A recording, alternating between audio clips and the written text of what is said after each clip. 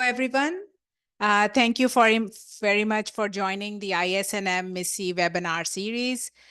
This is a monthly webinar series. The talk is going to be 40 to 45 minutes, followed by a 15-minute Q&A session. I would like you to kindly mute your cell phones and devices during the talk. If you have any questions, feel free to type in the chat box, or at the end of the talk, we'll have a session, Q&A session. Now it's my absolute pleasure to introduce Mohammad Rehan Gul, who is a seasoned professional with a strong background in radiopharmacy and nuclear medicine. He currently serves as the Radiopharmacy Head, Quality Assurance Officer, and Safety Coordinator at the Nuclear Medicine Department of Shaukat Khanum Cancer Hospital and Research Center in Lahore, Pakistan. Dr. Gul holds a doctorate in pharmacy, and then he went on to do MSc in forensic chemistry, where he graduated from Lahore, Government College University, Lahore. He, his academic achievements were further underscored by his distinction in his MSc in forensic chemistry. He's a recognized figure in the scientific community. He's a member of ESHI and serves as an ambassador for Pakistan by the Onkedium Foundation.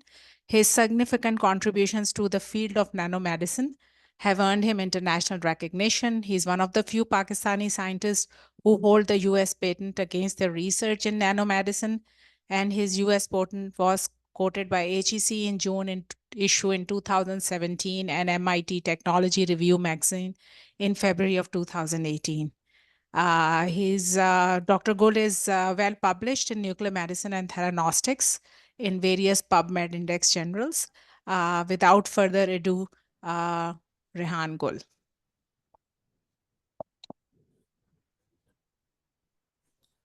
Thank you for the detailed introduction.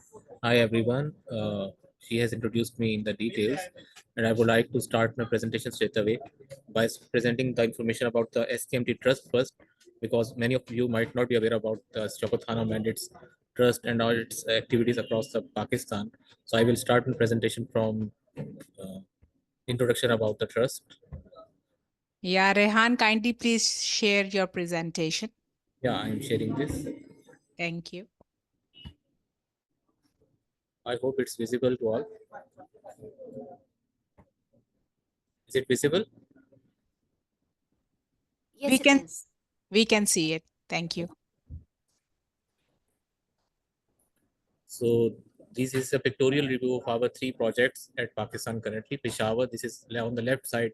This is the building of SKM Peshawar. In the middle, the older one, SKM Lahore, and the third one under construction, AI generated image Karachi.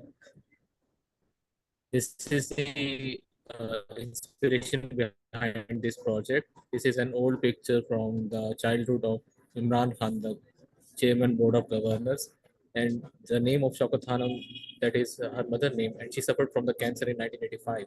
So Imran Khan realized that there is a lack of services regarding cancer care in Pakistan. So he initiated this project in 1985, and the fundraising came after that.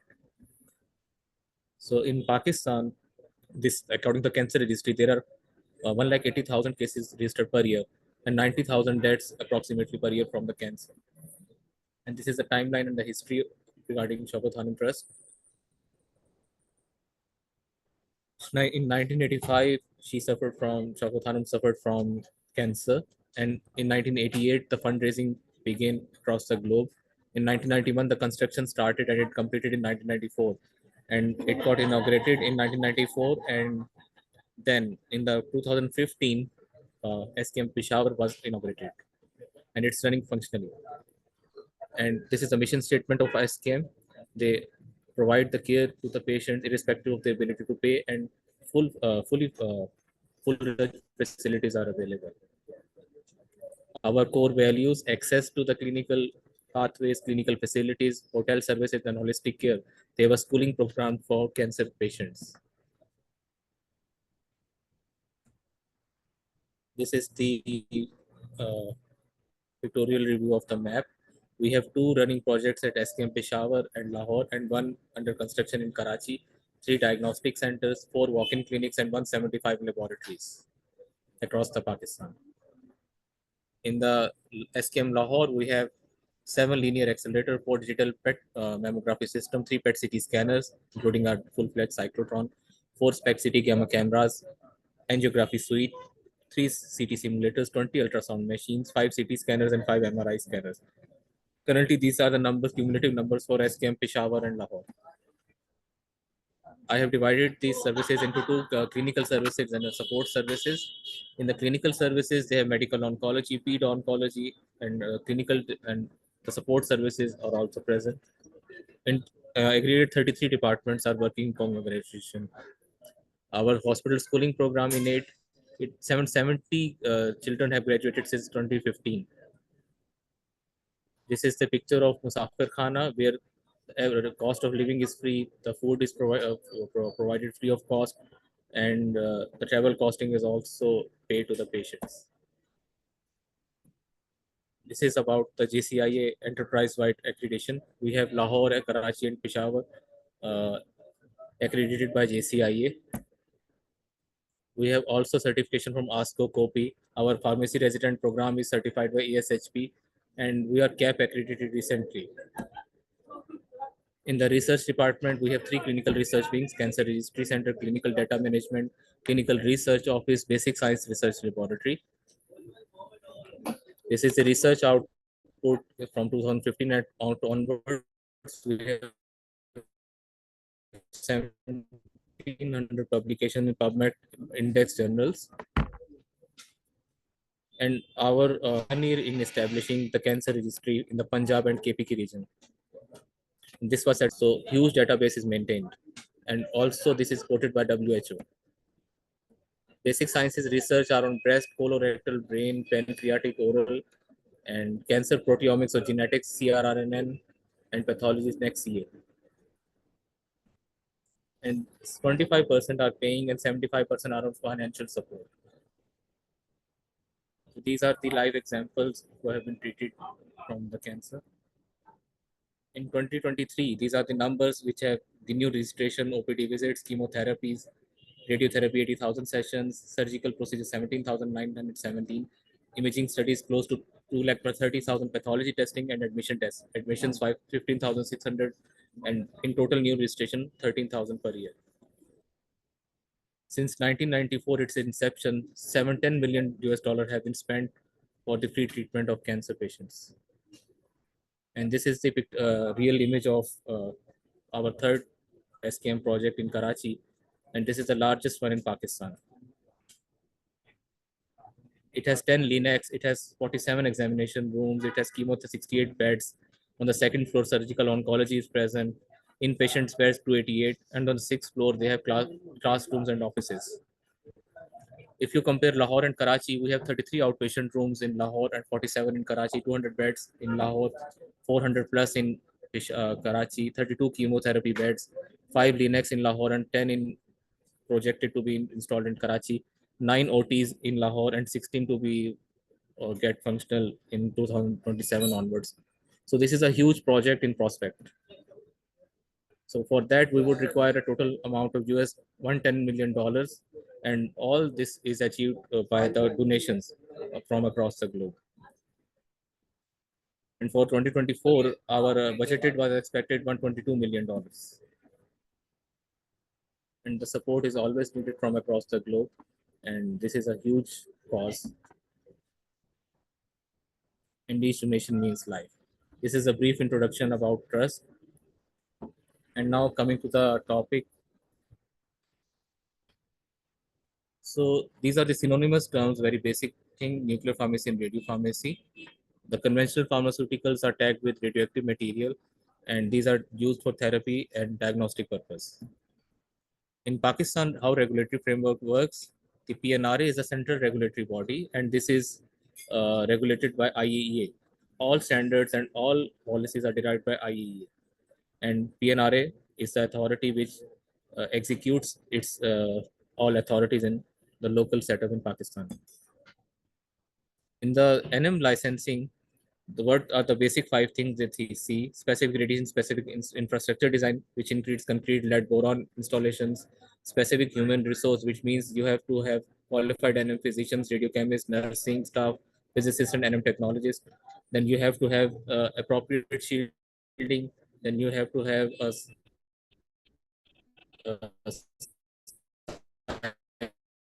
cyclotron radiopharmacy, imaging equipment, authentic validated SPECT CTs, calibration, and then patient feedback and quality assurance system. These are the five. What are the current services we are providing at SKM Lahore? Technetium 99M radio labeling. We have different human resources. Minimum, we have 6 qualified individual, 2 cyclotron engineer, 4 radio chemists, pharmacists, and rotation. Equipment, we have validated production and QC equipment. Management, the Radiopharmacy Head is an always liaison with NM consultants and are also RPO. And dose rate is monitored independently by NM physicists. If I summarize my Technetium 99M radio labeled kits, these are the kits which we prepare daily. Iodine 131 dispensing goes on weekly. Gallium-60 lutetium labeling is also done regularly. F18 and FTG is produced in bulk. And we have 5 PET CTs to cater with, 2 SKM Lahore, 1 SKM Peshawar, and 1 in Mole, and 1 PKLI. So these are the pictorials from our radio pharmacy at Lahore. This one is hot lab. One isolator is dedicated for technetium and other is for iodine. In the center, you can see corridor. This is emergency shower room. These are the hot cells dedicated for F18 FTG production. All F18 material is produced here. These are the BBST hot cells. This is Pseudorico robotic arm, and this is Synthera Plus, on which all F18 related isotopes are synthesized. Currently, we are only manufacturing F18 FTG. This is our quality control lab. On the right side, this is gallium-68 labeling cell, in which lutetium 177 is also labeled. This is state-of-the-art, latest equipment released, QC cubicle. You have to in-house all the QC equipment in a single cabinet. In a single injection, you can perform all analysis, 12 quality control tests in a flash. And these are the real pictures of the packaging material we use in radiopharmacy before transporting to the suites or to across the hospitals we are selling. This is a CF18 container. This is type A package for technetium transport. This is for iodine transportation, and this one is for F18 FTG transport. Since we are transporting FTG to the distant site at Peshawar, so this type A package is recommended. And one more thing, for the lutetium synthesis, lutetium DOTA, we need amino acids for the renal protection protocol. SKM Lahore is preparing in-house these preparation by simple magnetic stirrer and this facility, and we are preparing it under the HEPA filtered air and UV light. So these are sterile, and these are put inside a sterile TPN bags and dispensed to the patient. And this company is certified, and the raw materials are certified and with COA. So this is, in summary, the QA/QC program for amino acid. We procure reagents from the credible sources which are GMP compliant. We have certificate of analysis. For the temperature storage validation, we have temperature data loggers everywhere. Hot cells are provided with HEPA filters, and UV lights are checked regularly, and heaters are checked before preparation. There is availability of sterile syringes and isopropyl alcohol. Then the quality control check when we prepare amino acids, that is the clarity, pH, osmolarity, and endotoxins. Hot cells are classified as class A biannually by third party. For Technetium 99M labeled kits, the kits are procured from reputable manufacturers like Rotop, ABX, Monroe, Polatum. These are GMP compliant facilities. And certificate of analysis against each kit is taken and analyzed. Temperature storage is monitored by data loggers. HEPA filters are installed. UV lights are present. Dose calibrators, QA/QC daily performed. Then in the Technetium 99M kits, we are performing following tests: moly breakthrough, alumina breakthrough, radiochemical purity by ITLC, clarity, pH, and endotoxin quantification. And hot cells are always, each hot cell is classified as class A. Same goes with iodine 131. And for F18 FTG, the quality control tests differ, which include pH, clarity, energy peak, half-life, radiochemical purity by TLC, HPLC, GCFID, and bubble point test of osmolarity and toxin. Why a number of tests for F18 is more than the conventional? Because we are preparing it from the scratch. The raw material is generated by the cyclotron F18 from O18 and then transported. and radio label. And this was put forward by your facility like by Larify. All testing will be remain same, like pH, clarity, energy peak, half-life, RCP, TLC, HPLC, GCFID. But the question was regarding how to analyze on the HPLC column. It's a generic process. Whenever you develop a process for HPLC, you have to use acetonitrile and water combination in 25, 50, 75, 95%, and develop a method on which you get a peak at optimum height and at optimum retention time. So you can develop in-house method by by using C18 column with UV and radiation detector. For the gallium-68, you have to have same set of quality control test we are using for F18 FTG. pH, clarity, energy peak, half-life, RCP, GCFID for the ethanol, and FIT bubble test for similarity and toxin test. Thank you. The questions are welcome.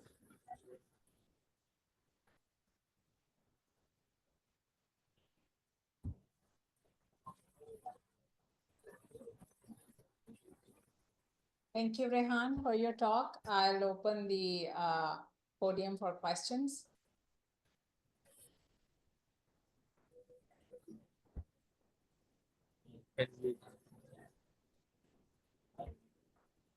I don't see any questions in the chat box, so I can start with my question. Rehan, regarding the radionuclide therapies, how are you doing that? Are you doing it, labeling them indigenously, or you're getting it from outside Uh, resources? Regarding the iodine 131, we're importing it from GMP qualified sources like Polatum or Rotop and Monroe, Turkey. So these are imported in ready-to-use form, ready-to-administer form. Regarding lutetium 177, we have currently one approved supply from PNTC, that is ITG ITM. Its quality is on the most higher side as compared to the other manufacturers. We're radio labeling it in-house with PSMA 617 and also with Dota Tate. Labeling is in-house, but the procurement of lutetium 177 is from the imported sources with certificate of analysis. Okay. And how many therapies are you offering? PSMA labeled, lutetium PSMA labeled therapies or Okay, the yes, we are offering, in addition to iodine 131, we have complete package for iodine 131, then lutetium, yes, PSMA 617 and dotatate. how many In are addition, you? on demand, samarium 153 and strontium 89 are also available. But these numbers for these therapies are very less. Lutetium patients are about 100 per year. All right. I see Dr. Halkar in the audience. Dr. Halkar, would you like to ask any question?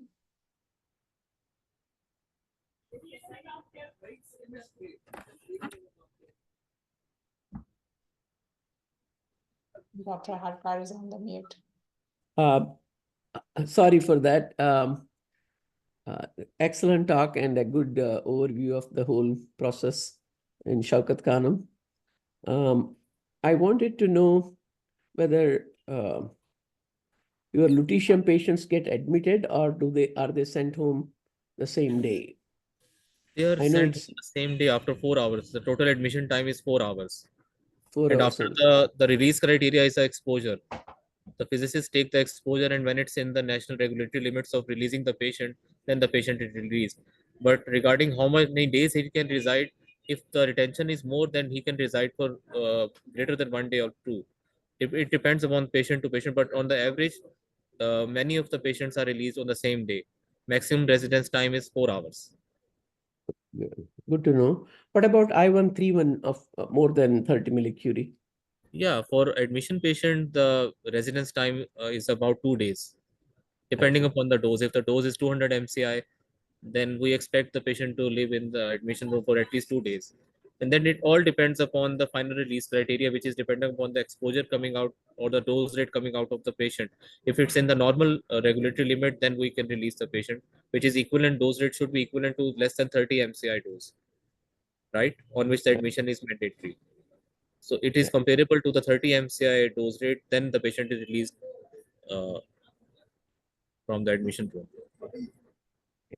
Yeah, that is slightly different in US here. We allow up to 220 millicurie to release I-131 patients. I don't want to take out all the time, but I want to ask one thing. Yeah. Most of us are physicians here, and we understand thin layer chromatography and HPLC, but can you elaborate on fit bubble point test? Okay, yeah. Actually, filter integrity test is very crucial. First of all, we must know the context of about this testing. The filter integrity test is one of the sterility tests we are performing on the our product before releasing it for the patient. So the primary test is endotoxin quantification. If you have an endotoxin quantification, then you can quantify a number of endotoxin in 15 minutes time. Number two, filter integrity test. Why filter integrity is important? If any center doesn't have endotoxin quantification machine, then the filter integrity is indirect evidence that the product is filtered from an integral filter and it's filtered properly. To check the filter integrity, we have to just pass compressed air through it greater than 5 bar.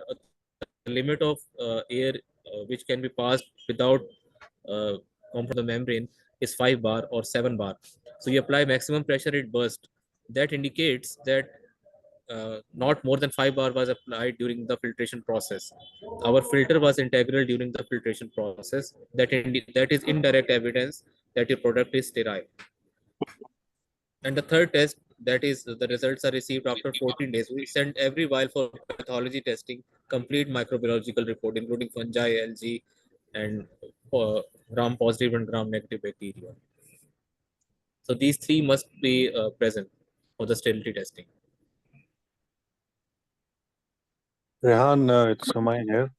I wanted to Easy. know, what are you doing for, you have some in-house arrangement for the amino acids that's required for radio yield protection and lutetium therapy? Yeah, actually, that was a monumental task when we started this lutetium therapy because Lysa Care is the only brand prepared marketed by Novartis AAA, and it is quite expensive. Or it costs in Pakistan around 4 lakh to 5 lakh rupees per patient, just amino acids.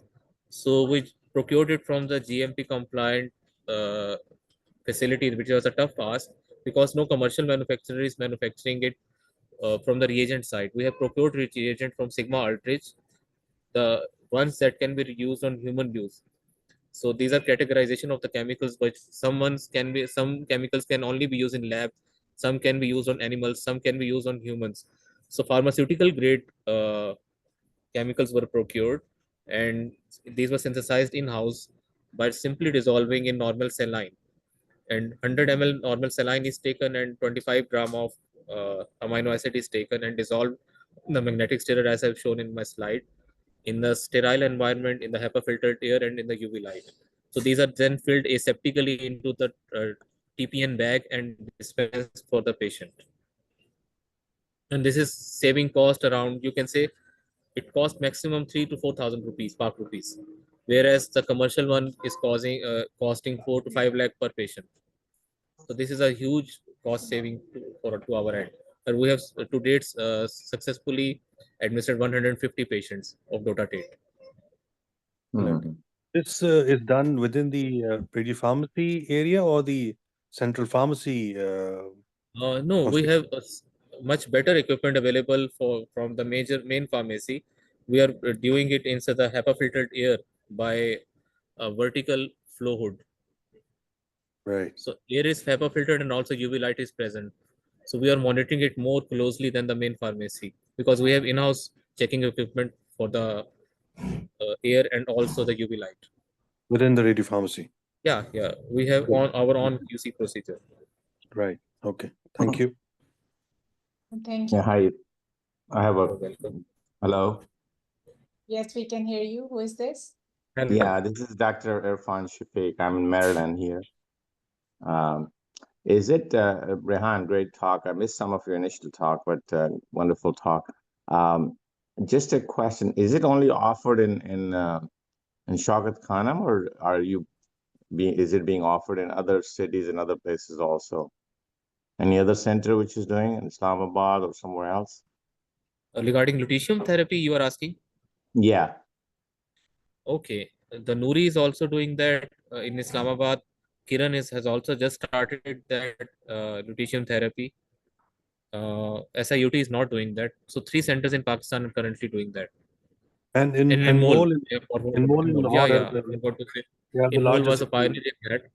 Yeah. Yeah. In Mol, Noori, and Kiran. And they all do PSMA scans also same time. They all do PET.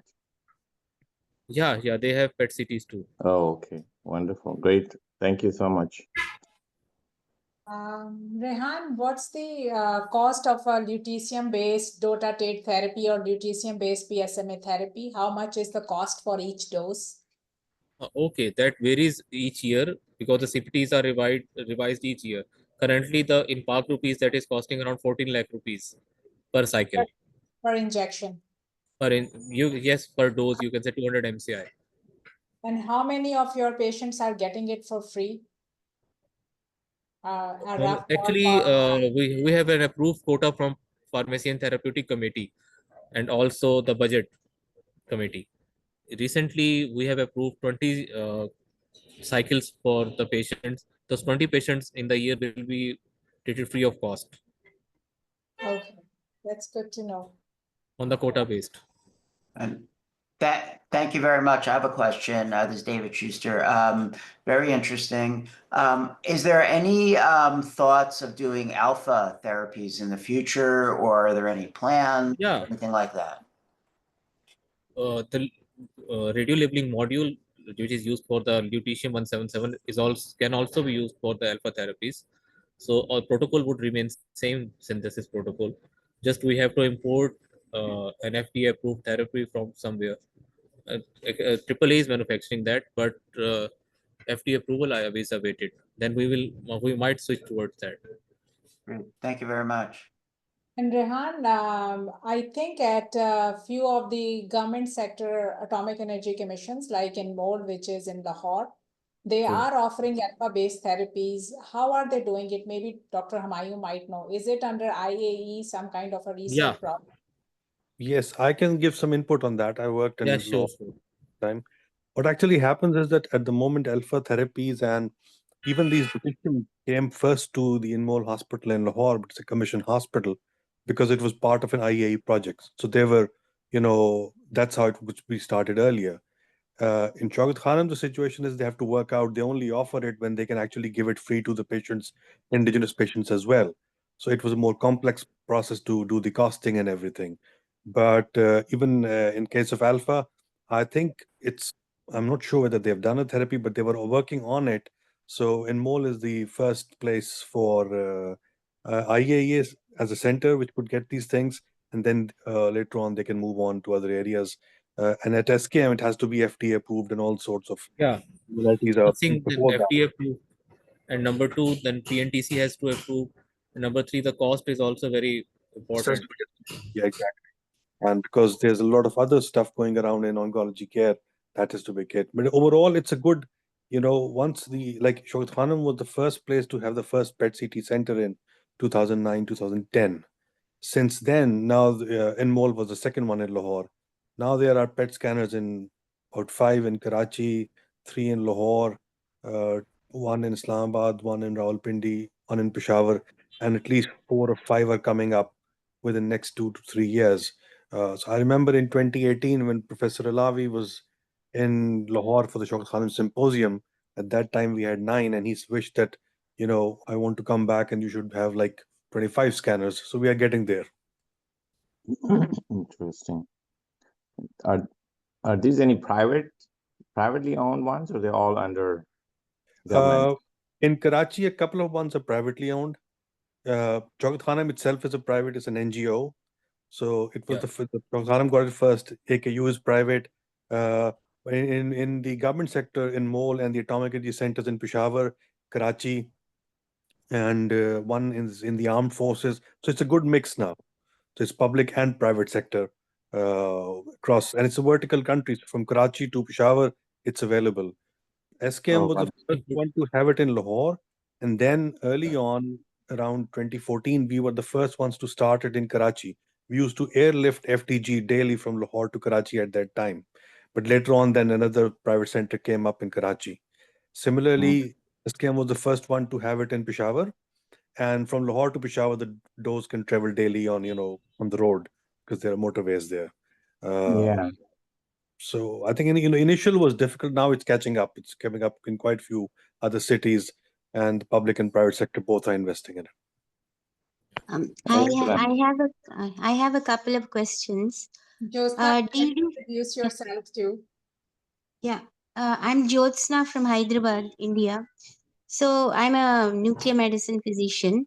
So I wanted to know if you do fluoride bone scans. One question. Yeah, And when you do fluoride bone scans? we have done it in the past, but the drug of choice remains MDP scans. Okay. The reason And was, yeah, yeah. yeah, the reason was said because we have a busy F18 FTG list, and we do not have enough resources, adequate resources, you can say, which can cater both list at the same time. The bone list is also very heavy daily. We have 14 to 15 patients daily, 5 or 6 days a week, and for the FTG, you have 7 days a week list. So that's why it is very difficult to keep them in a balance. But Dr. Mayu can more comment that we didn't shift it wholeheartedly Yes, towards the yes. sodium fluoride side. Basically, you see, FTG PET's bone scan is basically a rich man's bone scan. So it's better. What is shifting overall, I think, confirm in India as well. If you're skipping bone scans, a conventional one, you're going for a PSMA or a DOTA scan to do the bone bit. Especially at these centers in Pakistan, the requirement for FDG scans, their waiting lists, and so busy already, all the scanners. That's F18 fluoride scan was done as a testing, but not as a routine. Okay. At Yeah, our I mean, center, yeah, at our center, we've been doing it particularly for facetal arthritis and such because of the image quality.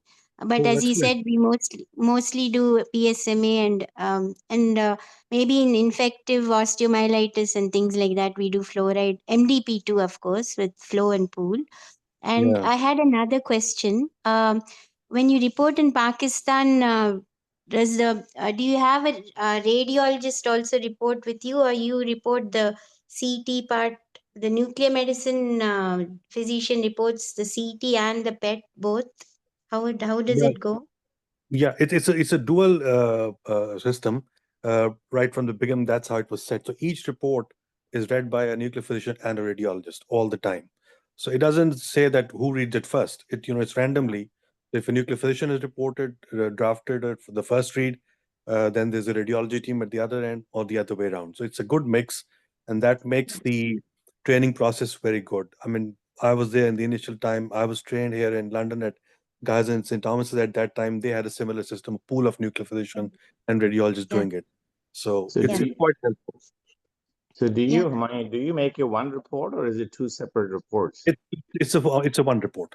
So there's a first read and a second reader, and it can be random. They're equally divided, and it's a one single report. And just to Oh, add one thing, what they did actually, SKM is probably one of the largest pools in the world because early on cost was a big issue. So it was decided that whenever possible, they do a contrast enhanced PET CT. Which is not normal practice. It's not a practice. I'm based in UK now. It's not a practice here. So over there they worked around that, and they looked at the data and the enhanced the whole idea that contrast makes a huge difference to the SUV. That was worked around. So the protocols are such that contrast is not given if it is not required. Otherwise, it's one scan covering a diagnostic CT plus a PET CT. I think ultimately the whole world is going to move towards that. Yeah, actually, at our center, that's how we do it. Unless contrast is contraindicated, we give Yes. contrast in all patients and triple phase if necessary in HCC and things like that. And we too Right. report, we give a diagnostic CT report, the radiologist and the nuclear medicine physician does the PET report, and it's a joint report. Seems to be very similar to your system. Yes, exactly. All sorts of hybrid systems all over the world, and now the demand has gone so high for the oncology PET that turf war is almost sorted, I believe. And Yeah. one more question. Do you do a lot of scans for infectious diseases? In our center, we do a lot for pyrexia of Yes. unknown origin, things Yes. like that. This has become a very important thing at the place where I'm working in England right now. Increasingly, we have to do pyrexia, vasculitis, cardiac sarcoidosis, and all that.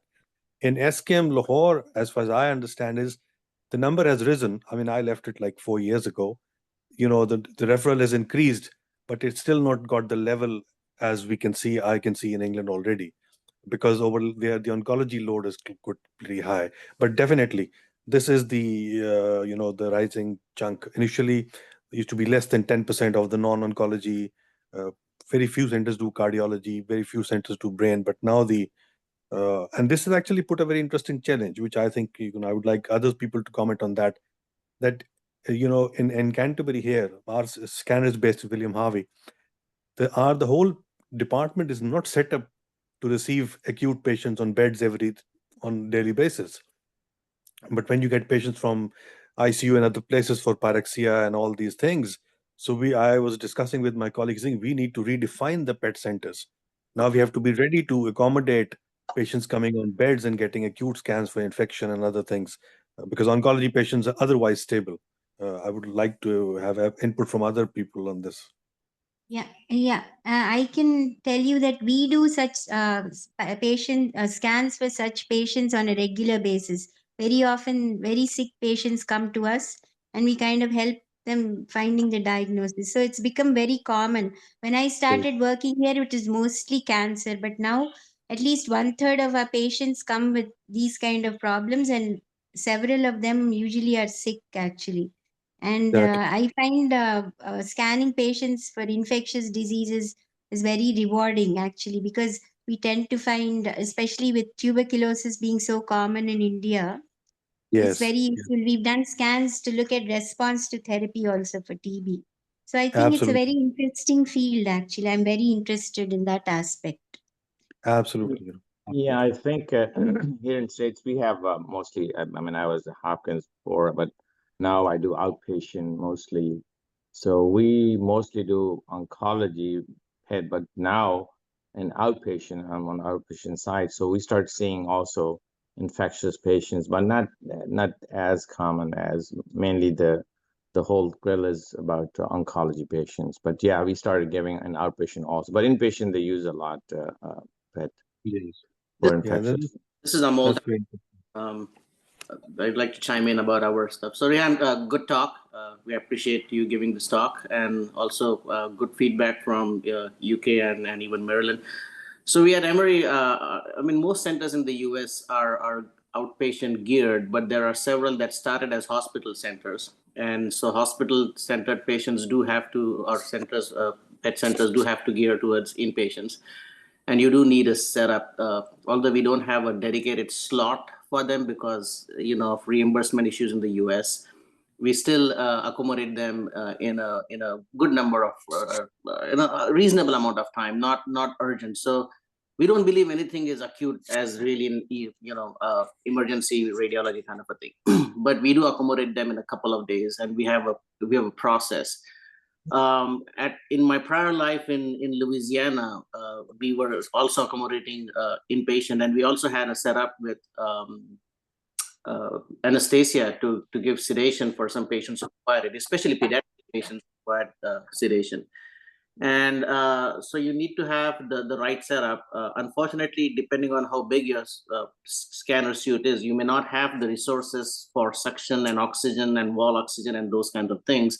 And monitored patients are definitely a challenge. So you really have to think about it as the indications or referrals for inpatient PETs are increasing.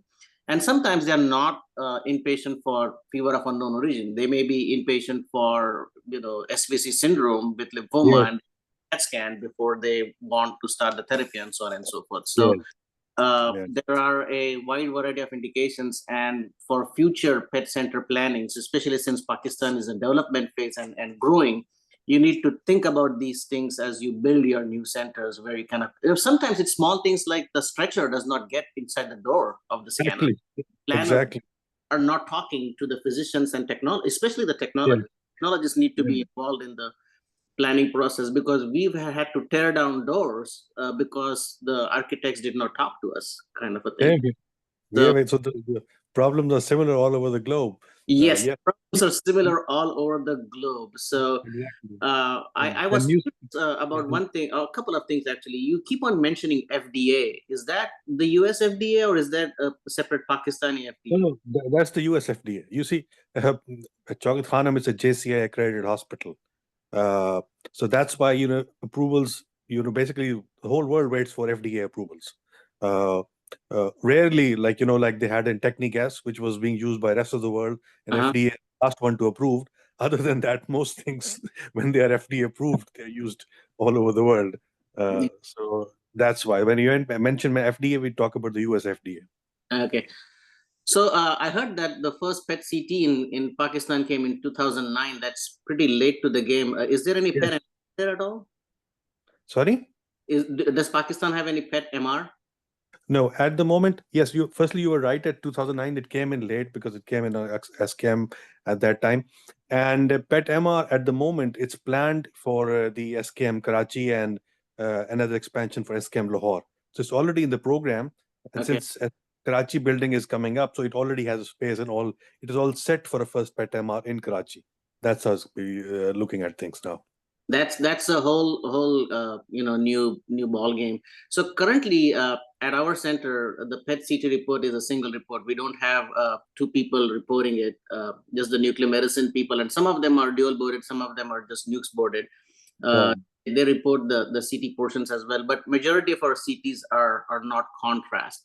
If you do a contrast enhanced study, it is usually just of one region of interest. So yeah, it's like usually for head and neck that we may do a contrast enhanced CT, and that just the CT neck part gets reported separately by the head and neck radiology. The rest of the PET CT gets reported by the nuke med person who's reading. And a similar system for PET MR actually, where we do a dedicated MR of a region, say for liver or prostate or something like that, and that dedicated MR part gets read by the dedicated body person usually, or neuro if you do a brain, and the rest. MR, including the MR findings, actually get reported by the nuke PET. So our training program actually includes robust rotations in CT as well as MR. So our residents will have dedicated MR rotations. And I trained about 22 years ago, and I actually look back at my own sessions and training things, and I was surprised how much I'd forgotten. But I had got almost 3 or 4 months of dedicated MR training in my own training at UPenn. You mentioned Dr. Alavi, so I trained under him. So it was refreshing that I actually got trained with MR back then as well. So that that's important. That's the training programs in Pakistan need to accommodate. Yes, I think because I'm part of the process that's going on at the moment is the building structure going on. When we get to that stage, that we'll SCAM would really look at opportunities through SAMA and all of you to build up bridges with Emory, because training is essential. Because what happens is that when we are getting this high-tech equipment, especially when the first PET CT came to Lahore, we bring the thing, then the referring clinicians want us to be giving the answers. So we have to be really up to the mark because they have access to the literature. When a patient is sent to a nuclear medicine service for a PET CT or say a PET MR, and these are usually the most complex cases because such imaging is not done for basic cases, for the complex cases. So definitely it has to be, the collaboration has to be at the highest level at the best centers before you actually hit the road and actually start delivering the service. Yeah. And I focus on FDG, which remains the workforce even in the US and Doratate PSMA.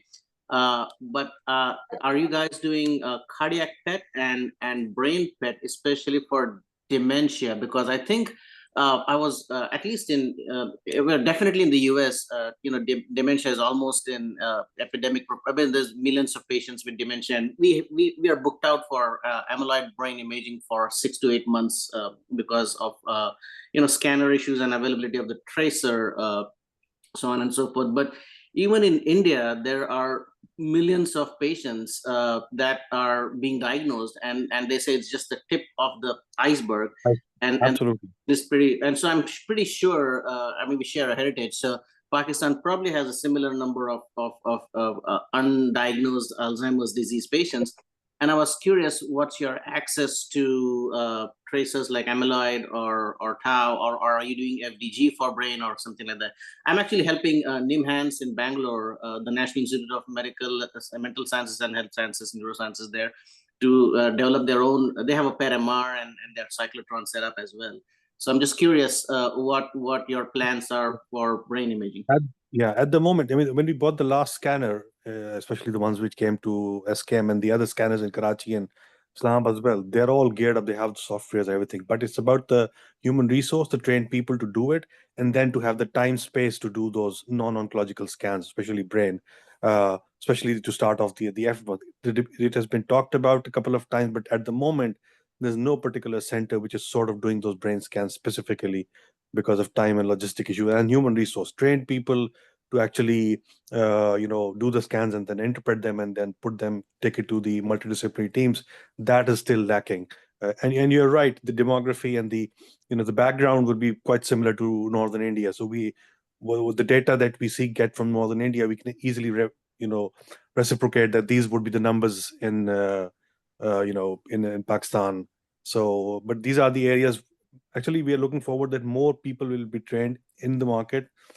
This brings me to the other topic of human resource. And while we can have scientists and radiochemists, every people available to work in these nuclear medicine department, but trained nuclear physicians or trained radionuclide radiologists are deficient globally. They're deficient here in UK, they're deficient in Pakistan. I'm sure in India the demand would be such high. Still, that's a big thing which needs to be addressed. In India, there Yeah. are that if you want us to buy a scanner from you, provide a nuclear med physician. Otherwise, we're not buying the scanner. That's Yeah. good. So, what sort of training do you have now in Pakistan? Is there a residency program or is it a MSc program, just like in England? Oh, I'll tell you. I'm the first person in Pakistan. In 1999, FCPS program was started. That's the highest 4-year fellowship of College of Physician Surgeons in Pakistan. I was the first person. Sam Muzahir is like the third or fourth person in the same queue. Now the program is running for 25 years almost, and there are about 6-8 centers training. And that's it's a 4-year nuclear medicine training in which there's a radiology training requirement. And this is separate from radiology as such. In UK, it has become a combined 3+3-year training program. So in UK at the moment, there are no only nuclear medicine training programs. But since in Pakistan, the current programs the residency numbers have gone really high. Busy centers like SKM and one armed sensor, they have trainees in the range of 6 to 10 trainees going at a time. So we hope that there'll be more trainees out because they are sent. I know personally in Lahore there are, and talking about the cardiac, which Amol touched about, now there is the cardiac hospital coming up in government sector, which is planning PET. So these will be the centers which will be providing dedicated cardiac PET scans or more of that. And similarly, there's a neuroscience center they're thinking about it. So that will become a referral center for, say, PET brain in future.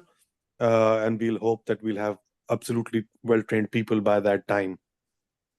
And I conclude here, at some point, I would like to do a program on developing nuclear physicians across the globe. I have some ideas. There's some crisis in UK. I work with the European Board of Nuclear Medicine, and over there, 60% of the people who turned up in Hamburg exam were from India. So that's a very interesting topic close to my heart. We'd like to have a separate webinar on that sometime, Saima. So Yeah. just to So add let to me the just question. Yeah. add. I have one question. What percentage of scans are done for radiation therapy planning in oncology? We don't have the numbers at the moment, but the number was always rising. The last scanner had that a special bed on which it could be where the radiotherapy planning could be done. That's exactly, I don't know the number. But I think Karachi and Aga Khan, because the PET scanner is there in the Radonk, they'll have more. But every center is doing a bit of that. I don't have the exact numbers. Just to add on to what Dr. Halkar asked, so we have this FCPS training exam, the training program, which is a 4-year, and before that there is an MSc nuclear medicine, which is the oldest nuclear medicine training program in the country, and it comes under Atomic Energy Commission. It's under the government. And then all these atomic energy centers that we are talking about, INMOL, Kiran, these are all abbreviations of different atomic energy centers scattered across the country. And most of the people they are recruited they've done 2 years of MSc, which is nuclear medicine training, and then they get on-job training, which is kind of a residency. They get 2 years of didactics and then another 2 years of on-job training working as in the resident capacity. Rehan, I have a question. Dr. Humayun might be. Emma, can I add something before you? Go ahead. So the collaboration, since you guys, setting up and need training, FDA, the US FDA just approved flurpiridaz, so you should be able to start doing cardiac perfusion. And there's a lot of work being done in amyloid and cardiac sarcoid and heart failure as well, which is pretty common in the Indian subcontinent. And that requires specialized skills, especially for flow reserve and all that. And we at Emory are at forefront. We've developed the Emory Cardiac Toolbox, which is used worldwide. We are at the forefront of brain imaging with various softwares that allow objective evaluation for FDG, amyloid, and even tau, and oncology, PET CT, as well as PET MR. So reach out to Simon. So at least we have commitments with some organizations across the globe. One is with ICMR, Indian College of Medical Research, and then there's some from Dubai and Kuwait and Saudi Arabia, where people come to us for a few months for training. I am not sure if Emory has any such arrangements with any institutes in Pakistan, but food for thought to explore if you want to develop expertise. The issue is you need to make sure those people go back to Pakistan and promote and deploy their skills there and don't become migrants of US, because then I can just to the community. SKM has a very robust program of getting its own people trained in all disciplines. So in the Shaukat Khanum, the standard practice now is that people who have done their certain first fellowship, basic, any speciality, then they do one institutional fellowships, that can be on radonc or anesthesia or whatever. And then they are taken as the senior instructors. And as part of senior instructors, they are sent out internationally, mostly to Britain, to do 2 years, then come back and then serve in Shaukat Khanum for 3 years. Because the hospital has built up the system over years because it wanted its own human resource. So people go all over the place. Mostly they come to England. Some have gone for radonc to Hopkins and other places. So Emory, we are all looking because Sam was there and you nice people are there. So we are looking towards that as well. And these arrangements are formalized. So they have to go out for training, come back, serve for 3 to 5 years, and then of course they're free to go. Yeah, let me add to that. It's interesting. I actually co-direct the program at Hopkins, advanced cardiovascular imaging also. So, and also had both certification, trained early in mid 80s and late 80s and early 90s. So I've been doing PET since then. Used to do a lot of brain imaging that with Dr. Henry Wagner. So that's the time. So he was my guy. Actually, you might know Dr. Shahid Mahmood and Bomanji. Yes. I know them. They were my class fellow, both of them actually in Pakistan. All right. Brilliant. They're very close friends of mine, but actually it's been a while. You know what happened, Shahid. But anyway, so be happy to help in certain ways. And like Emory is doing, we had almost the same, mostly read by who are nuclear and radiologist also, both specialties. So I usually make one report and because done by the same person. And also some of the nuclear physicians who were initially nuclear trained, but later on got further training in CT and MR, so they can also interpret this. So there's a lot of different ways of training and how you want to have your, depending on the demand and other things. So we can certainly, that can be put in together. Just wanted that would be great. Just and actually give you something that we can actually. We can always. I have trained a lot of people in AKU also. Oh, right. It'll be wonderful. Recently, I actually got a call from Lahore. They were building a cardiac hospital, planning one, and they wanted to put a cardiac bed there. They were asking, should we or should we not? So I told them you should put it in. And I actually mentioned Dr. Shahid Mahmood at that time. And not many people know that Shahid Mahmood was almost getting a PET CT scanner back in 98 in Lahore. Yeah, But he was when talking to me actually. I came there too to give some talk there. exactly. So what actually happened? The atomic blast happened at that time, and it got cancer. Then took another 9 years for SKM to get a cyclotron and a scanner in Lahore. So, but yeah, no, there are definitely dedicated centers coming up. So it's nice to know that you are available for help. We can guide them, and then those cardiac centers need a direct connections, because what I told those guys who were asking me, that I said for PET cardiac and multidisciplinary cardiac imaging, you have to go to specialist centers in the world.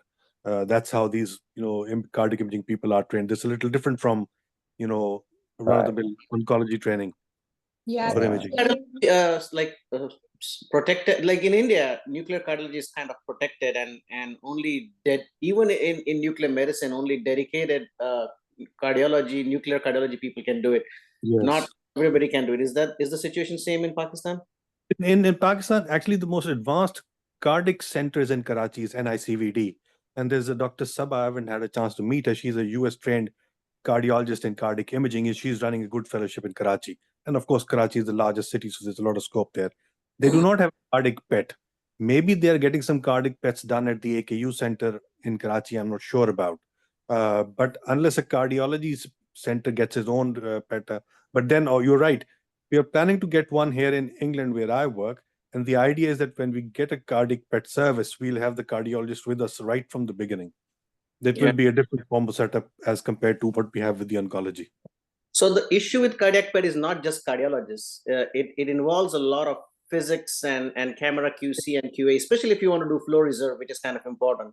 So Yes. I recommend some collaboration with your physicists there and physicists who's worked with cardiac PET flow reserve, because we've been doing flow reserve for a while, and we started cardiac PET at one of our other community hospitals, Grady, which is more like for indigent care set up here.